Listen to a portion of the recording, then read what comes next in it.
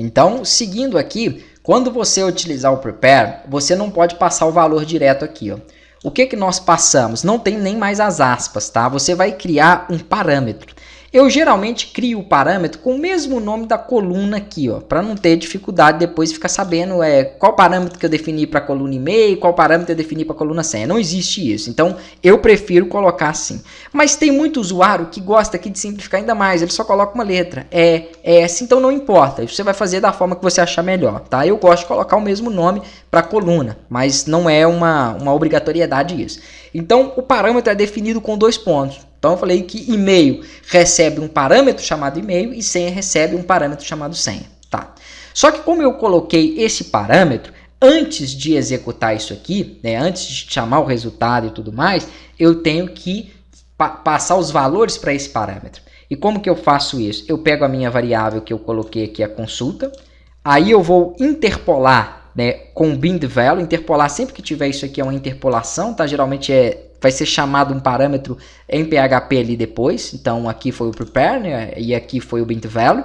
E dentro desse bind value nós colocamos aqui, ó, o nome do parâmetro, que é 2 pontos e meio, aí vem a vírgula e depois o valor desse parâmetro, que é a variável usuário. Então, em vez de passar a variável usuário direta, como eu fiz, eu tenho que passar ela por parâmetro, porque dessa forma ele não aceita que seja injetado o SQL nela, tá? E aqui vem um ponto e vírgula.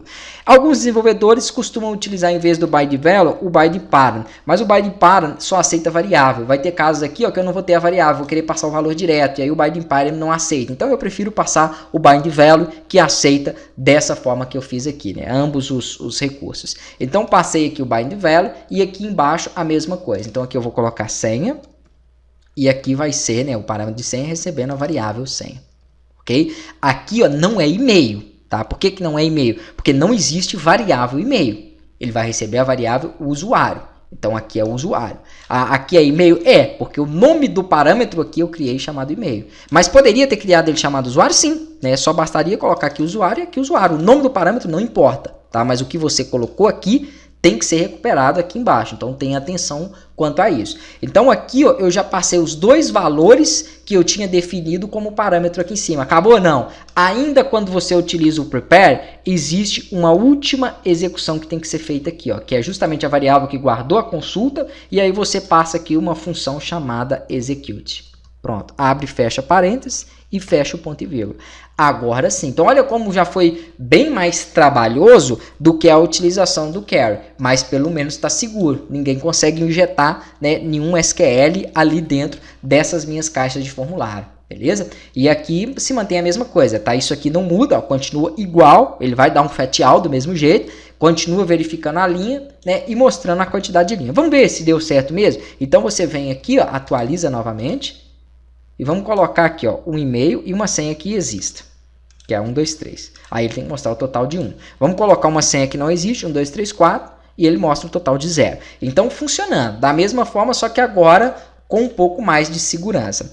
Eu não quero que ele mostre o total de linhas. Agora, nós já vamos entrar em uma outra condição aqui, que é a verificação, tá? Um dos comandos mais utilizados aqui dentro do PHP quando você desenvolve, quando você programa. Por quê? Porque agora eu tenho que fazer uma tomada de decisão.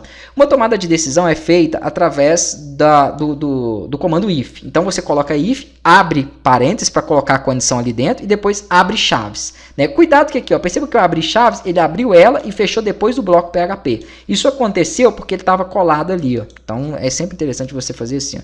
Dá um pouco mais de espaço, pronto, deixa ele mais para o final. Aí, beleza. Então, cuidado com isso. Aqui dentro vem, então, a condição, tá? Essa é a sintaxe do if e aqui dentro vem a condição. Que condição é essa? Eu quero pegar a variável de linhas e quero saber se a variável de linha é maior do que 0. Quais são os campos que eu tenho aqui? Ó? Maior, menor, menor igual, maior ou igual. Quando eu quero igualar, não é um igual só. Isso é para passar valor. Então, eu atribuí que a variável usuário receberia o que chegou do post usuário, da caixa de texto de usuário. Então, isso é um igual. Eu estou passando aquele valor. Quando eu quero comparar, são 2 iguais. Então, se eu quisesse verificar se o total de linha é igual a 0, seriam 2 iguais. Tá? Mas aqui eu vou verificar se ele é maior que 0. Se ele é maior que 0, eu sei que ele vai logar. Então, eu posso colocar aqui, ó, echo login. Login permitido. Pronto. Então, se ele for maior que 0, ele vai mostrar essa mensagem para mim e nós vamos ver isso na próxima aula.